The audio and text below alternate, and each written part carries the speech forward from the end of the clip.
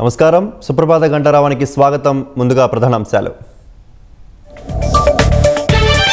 3 రోజుల్లో 13,25,000 కోట్ల పెట్టుబడుల ఆకర్షణ. 613 ఒప్పందాల ద్వారా 16 లక్షల మందికి ఉద్యోగ అవకాశాలు. డొల్ల కంపెనీల నుంచి వైసీపీ మధ్య ముఠాకు ముడుపులు.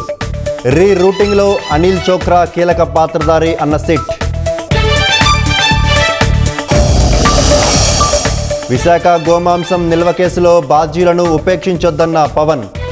ముఠాల అసలు మూలాలు గుర్తించాలని అధికారులకు ఆదేశం. ఎట్టకేలకు పోలీసులకు చిక్కిన ఐబొమ్మ నిర్వాహకుడు రవి. 14 రోజుల రిమాండ్. చంచల్గూడ జైలుకు తరలింపు.